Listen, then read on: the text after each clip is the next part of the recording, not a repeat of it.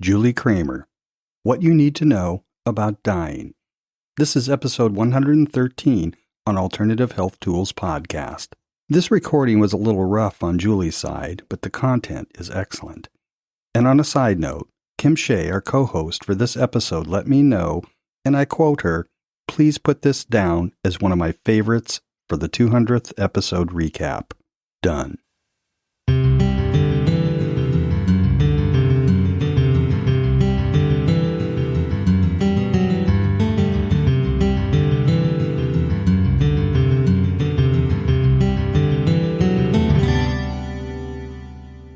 Julie Kramer worked in the corporate world for 20 years before deciding that she wanted to follow a more spiritual path. And for Julie, a new direction meant living from her heart and her soul as a hospital and hospice chaplain. In her new role, she learned how to communicate in a more valuable and healing manner with the dying and their families, ultimately discovering what the dying need most from their loved ones. Join co-host Kim Shea as she learns how important it is for those near death to be thanked for their contributions before moving on. Hi, everybody. This is Kim Shea, your co-host for this episode of Alternative Health Tools, coming to you from this side of the pond here in Southern California. Today, I have an amazing person to talk to, and we've only recently met. Her name is Julie Kramer. She's currently an executive career coach, but she's a former hospice and hospital chaplain, and she's a current spiritual director, and she's really got an interesting take on everything that she's learned and how she's integrating it going forward. And I particularly want to be able to talk to her at some point about dying and what we need to know as lay people, what we need to know about dying so that we can have an understanding of it. And as we're aware, there's a lot of death going on in the world right now with the COVID-19. And so this is something that we'll probably all be able to use, at least just to have an understanding of it. So welcome, Julie Kramer. Thank you for joining us today. Oh, yeah, I'm glad to be here. Thanks for inviting me. Thank you. So tell me about your background. How'd you get into this? Where'd you come from? Well, I'm a native of San Francisco, and I've been on a kind of a long journey. I started in public health. I really wanted to be involved in healing, so I got an advanced degree in public health administration, but that is a very political field. So I left that field, and then I went into career counseling and recruiting and human resources. And then during that time, I began to explore my faith journey. And I went to the seminary and I took some classes and I learned a lot about all the history of Christianity, and I taught world religions. Then I went back to work and I became a hospice chaplain, actually. And then after about 10 years of working in that field, I became a coach. And so now I'm kind of an all-around, all-purpose coach. Okay. So what did you do as a hospice chaplain? What exactly does that role entail? Well, it depends on where you're working, but so are you asking about hospice chaplain or hospital chaplain? Because they're very different. Okay. Well, if you could explain that for me, because I think most people picture somebody comes into a room and maybe performs last rites, or they just come in and ask if you want to talk and then they leave the room. So if you could make it clearer what it is that you did in both of those, that'd be great. Okay. Well, in hospital chaplain work, basically you are expected to visit everyone, and not just the people that request you, although some hospitals do set it up that way. But where I was trained, I would have a floor to cover, and I would go in and visit. I would drop in and say hello. And the thing about visiting people in the hospital is you cannot have like a social conversation. You can't start with, how are you? How's the weather? What's, where do you live? People are very, very sick, and they will kick you out of the room if you start talking at that level. So you have to start at a deeper level. One of the things that's very good about this work is if you have depth, it allows you to swim in the depth. In other words, that's an asset in this kind of work. So when I got into it, I was thrilled because I've always been repressing my depth and pretending to stay on the surface of life. And I don't like being on the surface. I like being in the deep. So anyway, long story short, when you walk in a room, I learned that you need to ask questions like, what ails you? What do you need? And how can I serve? Wow.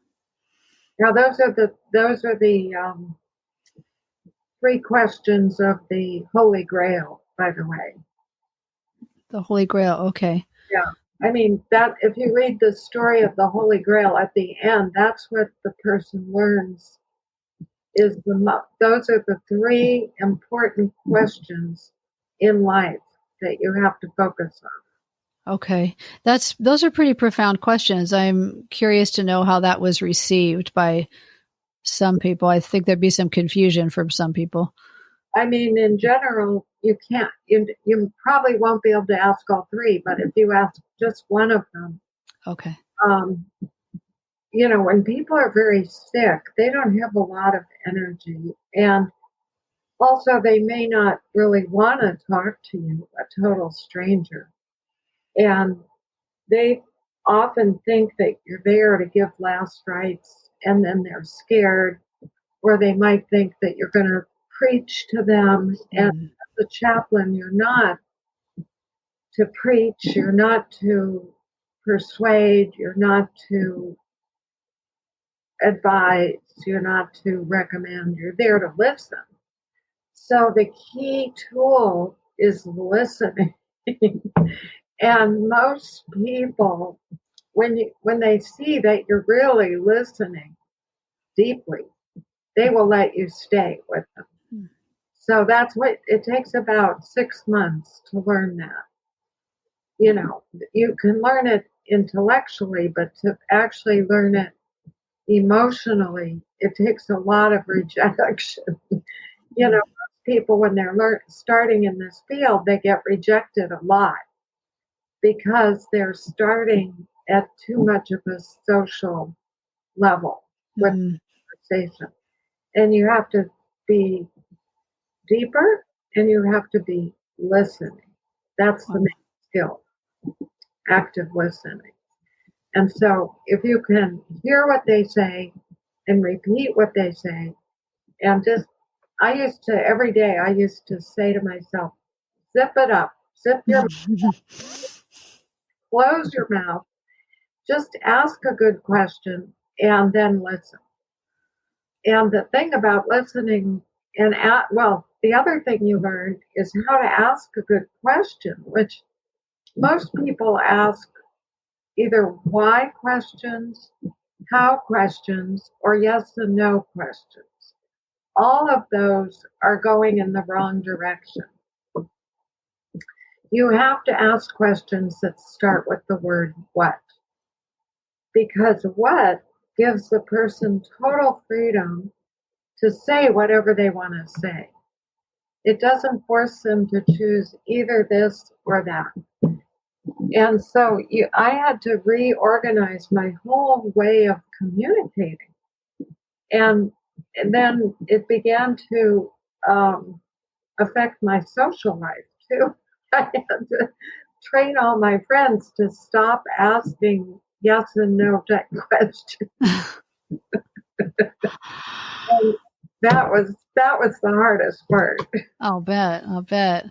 I can see where these would be. It's a valuable way of communicating on any kind of a personal relationship level, and then as a coach, that'd be very valuable too, because it's not about you talking; it's about you listening. So, sounds like you've had really excellent training for that too. Yeah. Yeah. So that's a hospital chaplain. Okay.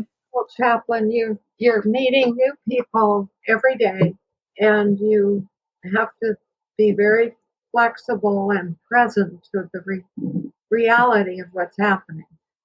And you can't be advising people all the time. You have really, it does go along with life coaching, because in life coaching they teach you that the person has the answers in them, and your job is to just pull the answers out of them. Mm-hmm. And so it's the same with chaplaincy. You could ask, like, I learned to, instead of saying, well, do this or do that, I'd say, well, what do you think would be good for you right now? Or how do you think you might want to deal with this? And put it back in their court, because then they own it, and then they, keep it. But if you I learned a lot about communicating with people. I'll bet. If you just keep advising people all the time, well, do this, do that, do this, do that, it might just go right over their head and out the window, because that's your thinking. It's not their thinking. They didn't really agree to it. They didn't accept it. They didn't integrate it. And so what I've come to realize is that as a world civilization, we have an awful lot to learn about communication. I would say so. Yeah. That's probably an understatement, a gross understatement. So, yeah, that's really good. So what does the hospice chaplain do that's different from the hospital chaplain? Okay, so the hospice chaplain, and by the way, with hospice, there's enormous amount of paperwork. I mean, I must have spent over 60% of my time filling out forms and computer work for Medicare. Really? Yeah. And that was really the reason I left, and it's the reason a lot of people leave. But the heart and soul of the work is wonderful. You basically go and visit families, and you meet with the whole family of somebody who's actually in hospice. And the work there is to figure out, how are they doing emotionally and how are they doing spiritually? Now, what I found is in most families, you've got a potpourri of people in different faith traditions. So you could have a Catholic, a Buddhist, an atheist, and a Baptist. And then the question for the chaplain is, how do you support all these people if they're all in different traditions? Well, that's why the chaplain has to step back and be more global or more universal. So you learn to talk about the divine, and you learn to ask people, what is your experience with the divine? And what do you believe? And what faith are you? And so I began to ask that right up front at the beginning. And then I would ask them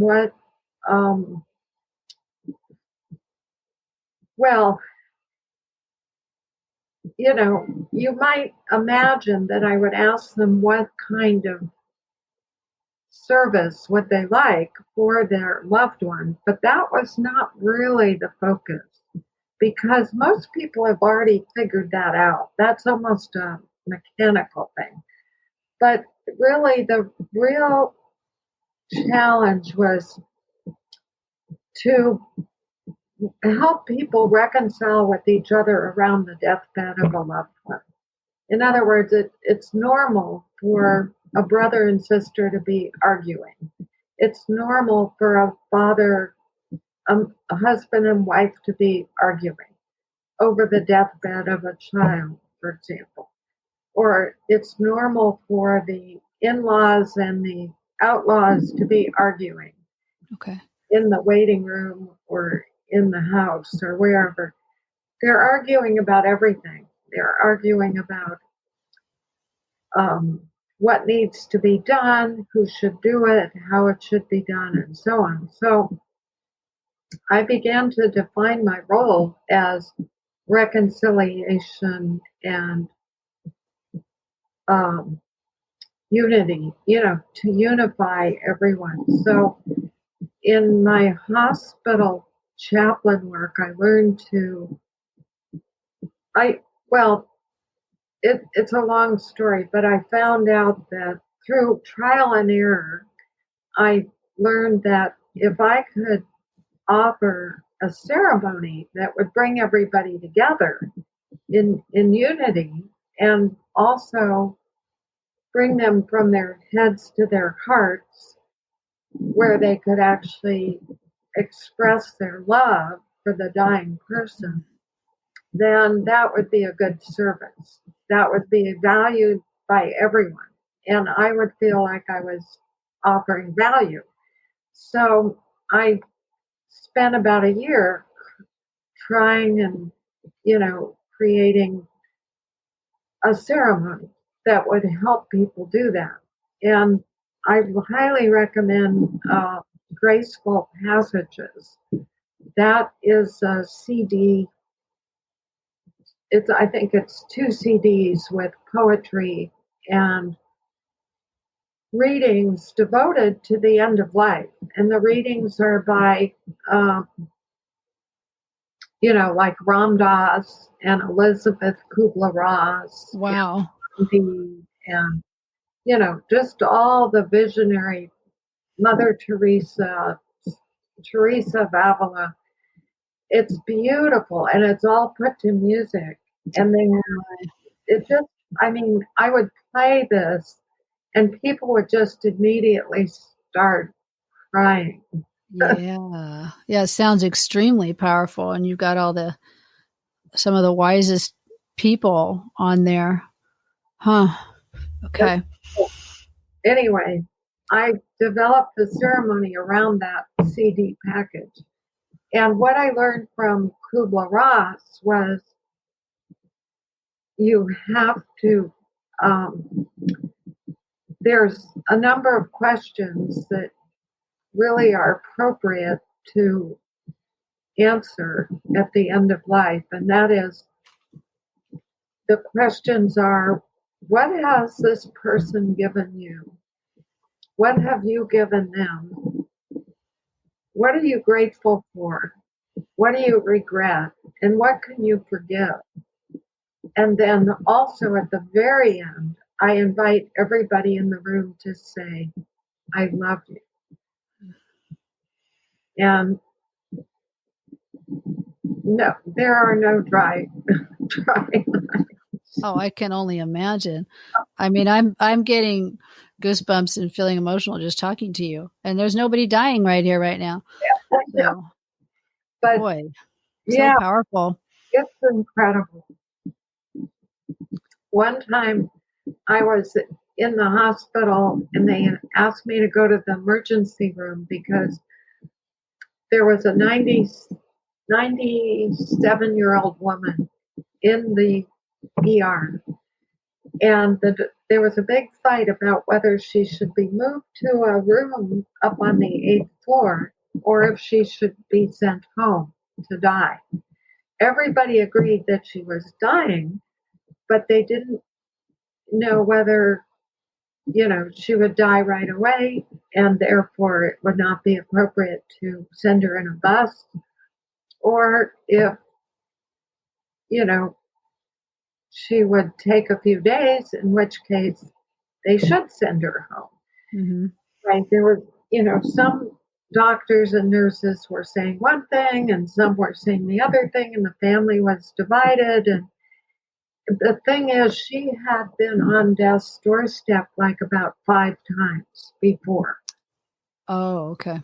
She had already been told that she would be dying soon. And for about a year and a half, she had been on the verge of dying. So I came to the room and I brought my Grateful Passages and put it on.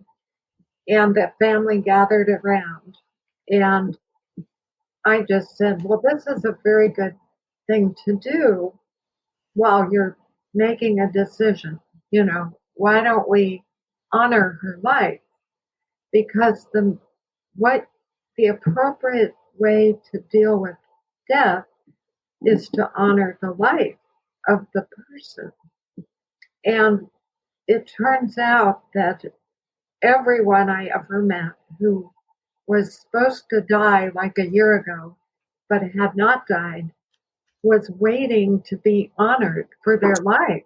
They were waiting for someone to acknowledge what they had done in their life. And so, anyway, with this ceremony, I quickly got into asking everybody, what did she give you? And they went around the room and were sobbing about what she gave them. And then I said, well, what did you give her? And what are you grateful for? And then I said, well, now I invite you to say, each one of you to say, I love you, thank you, and I'm grateful. So then I left the room because this was turning into quite a big project. And gradually one doctor came in, and then a nurse came in, and then another doctor came in. And they were going in, but they weren't coming back out. And I was like, so after about a half hour, I was sitting outside waiting, giving them their privacy.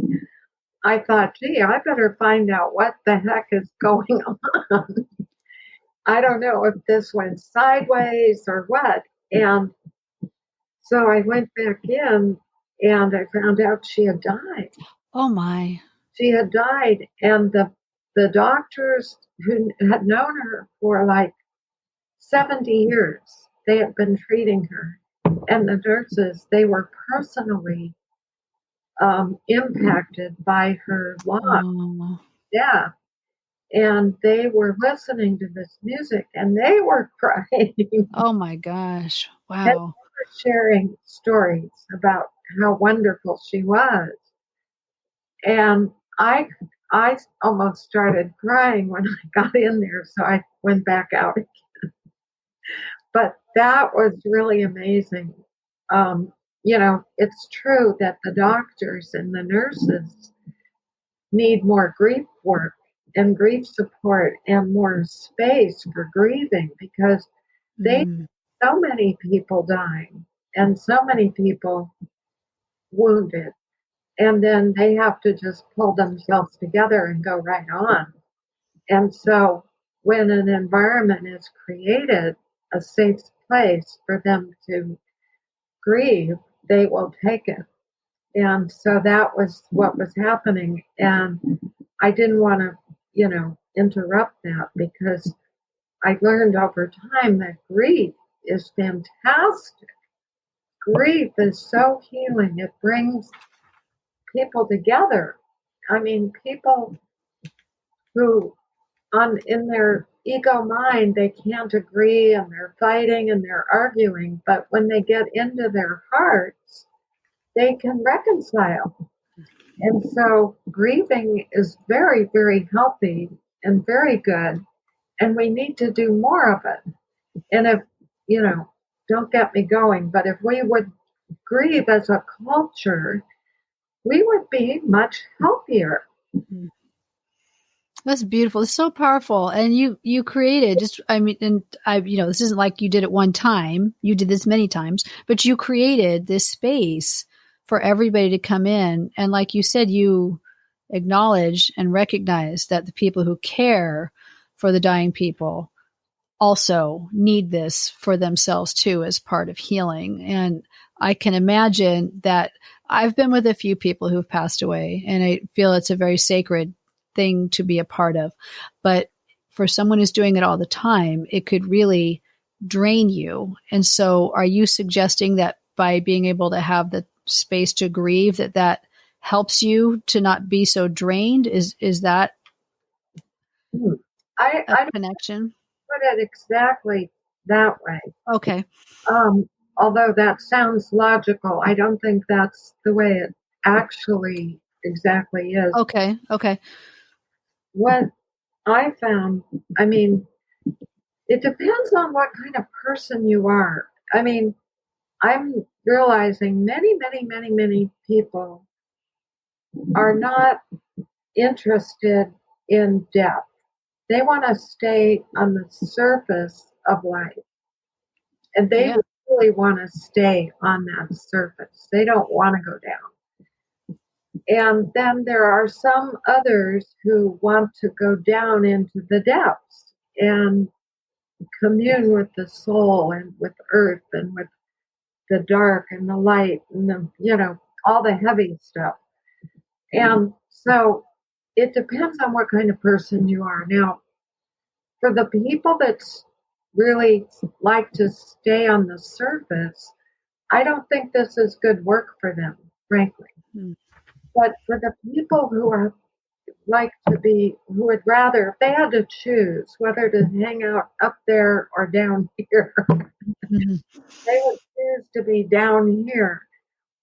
Like, Elizabeth Kubler-Ross is a good example.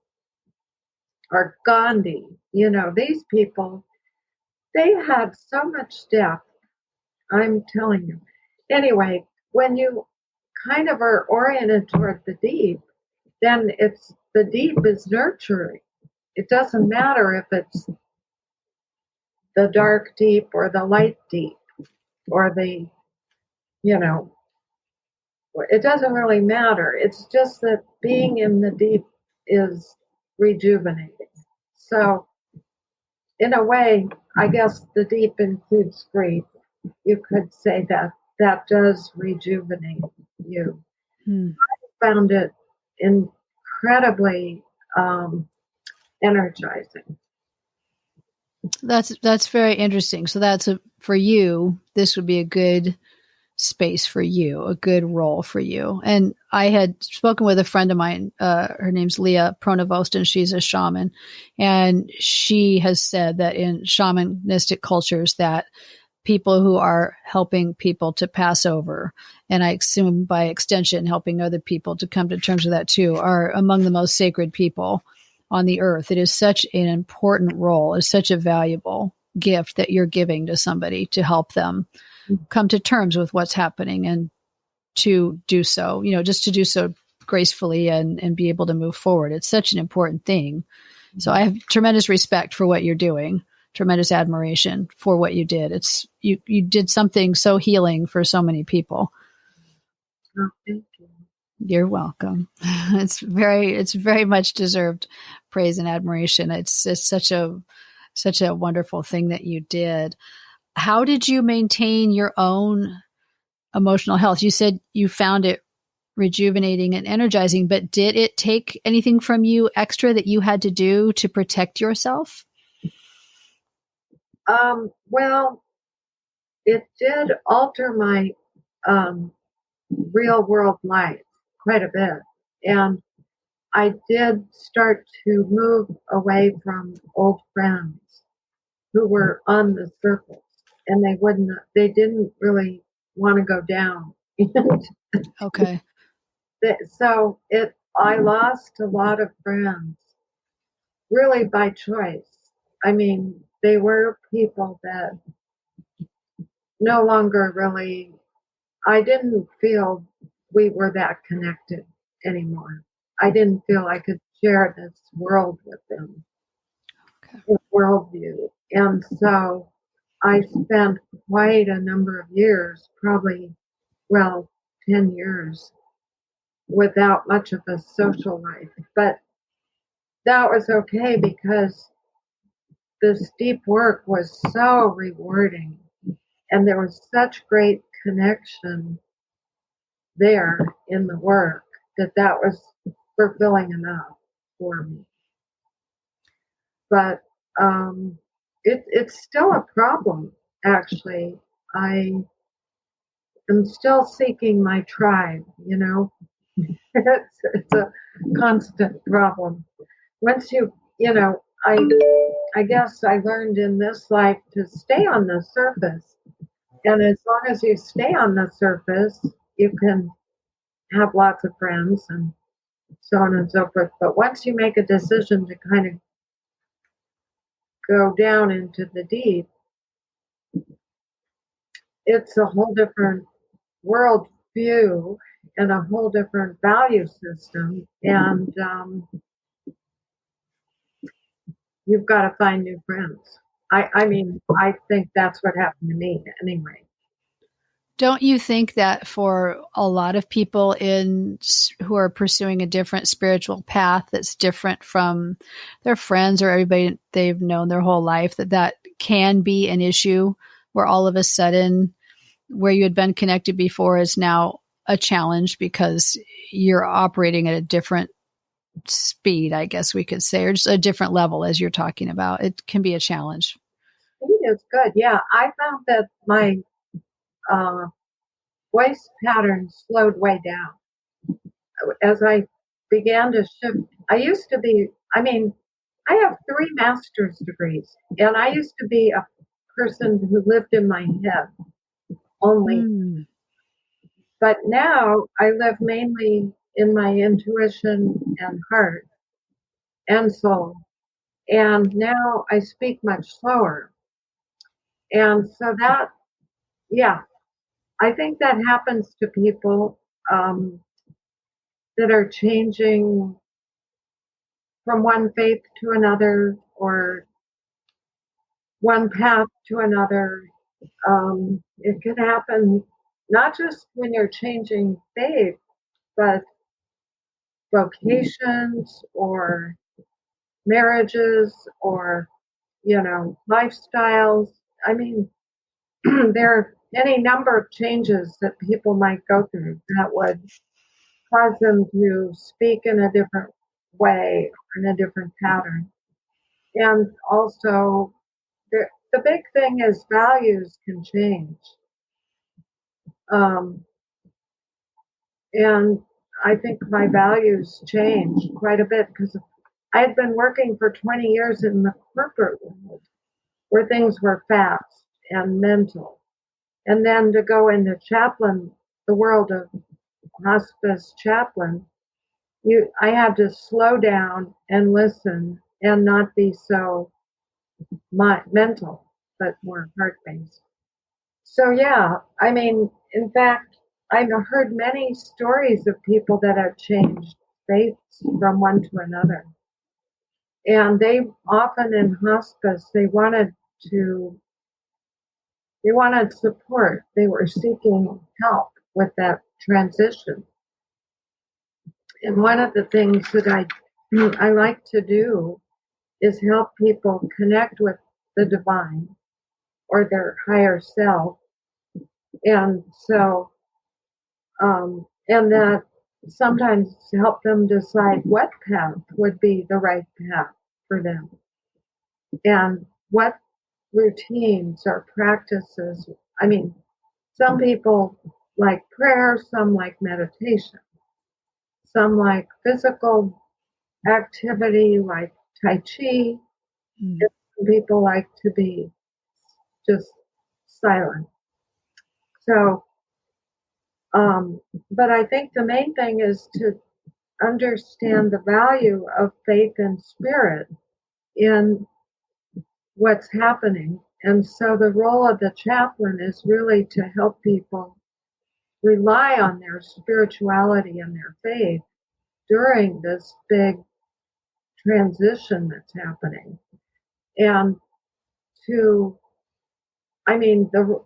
I think my greatest contribution really was to help remind people, hey, there is a God, there is a divine energy up there. Let's connect with that because if your loved one's dying, you're going to need some help, you know. And so just by modeling the prayers or modeling the conversation with the divine, that was a help to people, because most of us are, you know, estranged from God, and we need to be reminded how to get back to God again. And so I think the other thing that a chaplain can do is to help people understand how faith adds quality to their life. It can add joy, love, depth, and energy to their life. And so I think that's my calling, is really to help people see how the divine or the higher self can help you with your lower self and with your daily life. I'm good at helping people with that. And that's profound. What a gift that is, too. Just for everyday situations, to be able to call that in and have that for your own strength, for your own peace of mind. Mm-hmm. Yeah. Okay. Wow. I'm so amazed by everything you're saying. What are you doing right now? Because you're not doing hospice chaplaincy right now, or hospital chaplaincy right now. What are you working on? Well, I'm building a new program that is going to be around forgiveness. I've got a beautiful video on it, which I'd love to give out to anyone who's interested. We can share that. Yeah, it would be great. I'd love that. I myself had to forgive my family and actually myself. And so I've been on a long journey to forgive myself and others. And I've tried a lot of different things, but recently I came across a prayer that I found to be very effective. And it's a 40-day prayer, which is part of the video. It's at the end of the video, you can get this prayer. But my new website will have this program. And so the new website is kramercoaching.com. Okay. And we'll have the link here for you listeners so you can pull that up. Yeah. It'll be in the show notes. Okay. So I've got the video done, and now I'm planning on offering group coaching. It's going to be group spiritual direction, really devoted to forgiveness. So important. And forgiveness of self is really important for healing and overall health. Yeah, I mean, right. It's really related to your health. I was in the hospital. I was sick as could be. I had lymphoma. And I realized when I got out that I had become bitter. And that's what got me going on this forgiveness path. And so I asked my doctor for help with this. And she said, oh, the Edgar Casey people have this great forgiveness prayer. So that's how I got over to Edgar Casey. Okay. And I took that prayer and I did it for 40 days for my mother and 40 days for my father. And I feel really good about both of them now. Wow. That's inspiring. That was healing. I'm telling you. I knew that.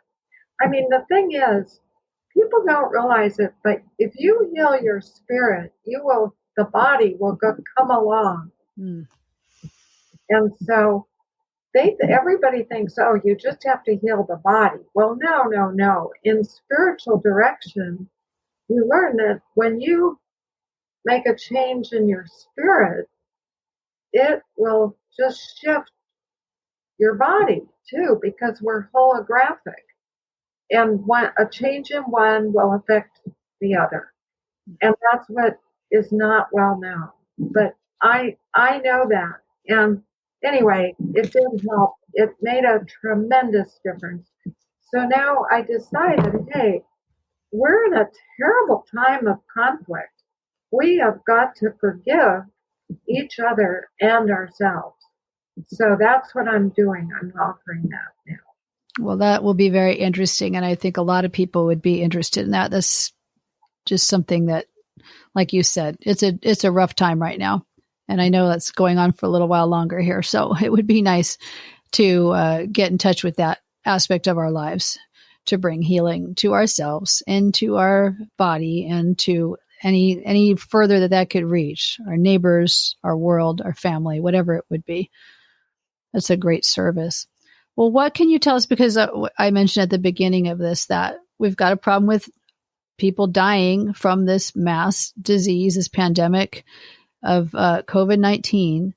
And so a lot of people are experiencing death, either loss of loved ones or facing it themselves. And maybe they recover, they come back from it and they're better, but they go through this terrible time of fear and worry and maybe have to confront death in a way they haven't done before. What can you tell us as somebody who has helped so many people and their loved ones come to terms with this? What do we need to know? Well, if you're the one that's dying, I think what you need to focus on is what you have given the world and what you have given to others. And really take some time to acknowledge the gift of your life. And,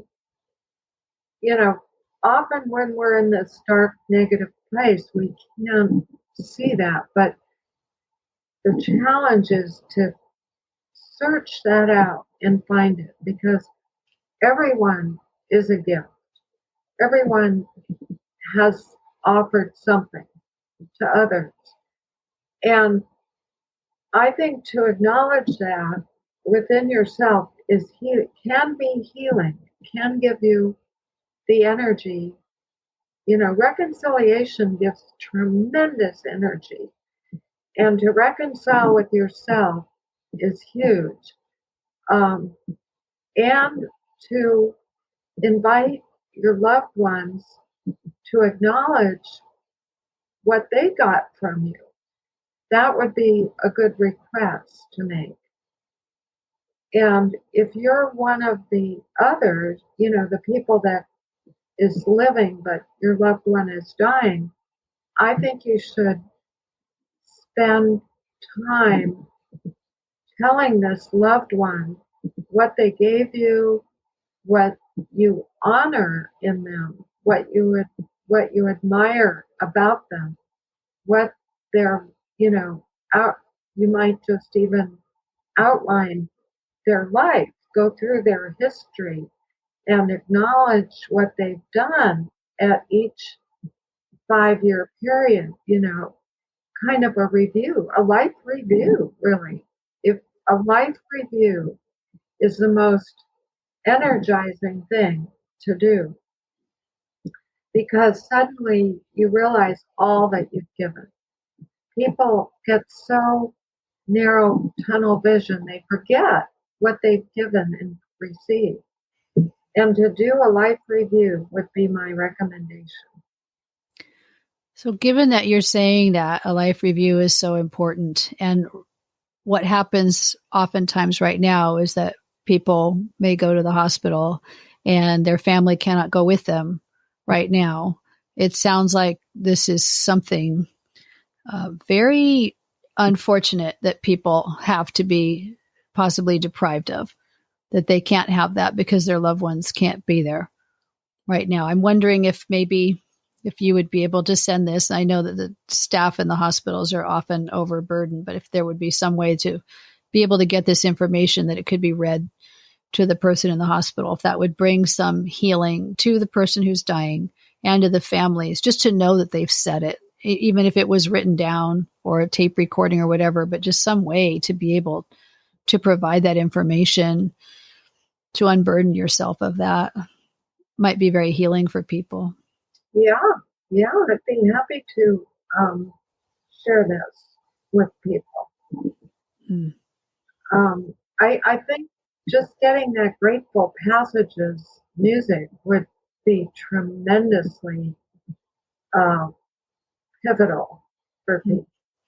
That is a tremendous contribution because it's got a booklet which you read through. Okay. It does. I mean, people that read through the booklet it helps you. It's a guide for grieving. Although I have a book called Grief to Gratitude.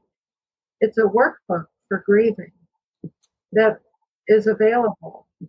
And, but I think Grateful Passages is better. But my book also has music. Okay. You're very humble. Okay. Well, we'll include the link on there for that too. But I'm wondering if maybe, Zoom is kind of the center of our universe right now. That's the way we all stay in touch. So maybe that would be something that people could do, even if they can't all be at the bedside of somebody who's preparing to pass. If they can do this virtually and they could listen to this together and share this together, just to help people to work through this in this bizarre time we're living in right now. Yes, that would be very good. They could do it together. And just to pray with someone is huge. People minimize that, but I think it's a very healing thing because when you pray, you're coming from your heart, your spirit, and your soul. When we're talking, we're just mental. It's all mental. And the mental isn't really all that helpful at a time like this. People don't feel met, they don't feel seen, they don't feel heard. But if you can hang out in your heart, which prayer does kind of invite you to, that would be good. And my workbook has actually prayers in it that you could use. Well, I want to share this with everybody in the show notes so they can look that up. And there's might be a lot of people right now who really need this. Could really make a difference for people as they're going through the grief process. Yeah. Is there anything else you'd like to share with us? Any story or thoughts or anything like that? Because I think I've asked my questions, and I just want you to know, Julie, this has really touched me very much, this whole conversation. It's been very inspiring. And I'm just thankful that you are here with me today and that you are here in the world and that you've made such a difference and that you're continuing to do so. Thank you. We need people like you. Well, thank you. It's great to be here. It's really great. Thank you very much for having this show. And thank you for having me on it. Oh, thank you. Yeah, this show's been running for a long time, since 2014. And I'm very, very thankful to be a part of it. I'm a new addition to the show, and I'm really excited to be a part of it and to be able to share people like you with the world. It's just such a nice thing, such a nice service for me to be able to do on my end. So thank you, Julie. Okay. Okay. Well, I'm going to share all of your contact information. I'll follow up with you as necessary to make sure we get everything in there that you want people to have, as well as the links to some of the things that you spoke about so they can find that there. And I think this is going to be a wonderful tool for people. So I'd like to thank you all for being here and listening today to Julie Kramer, who's an executive career coach, a former hospice and hospital chaplain, and a current spiritual director. And you can catch this podcast anywhere you get your podcasts. And please come by to alternativehealthtools.com. Leave us an audio message if you want more information or if you just want to let us know what you thought about with the interview today with Julie. We'd love to hear from you. And Julie Kramer, thank you so much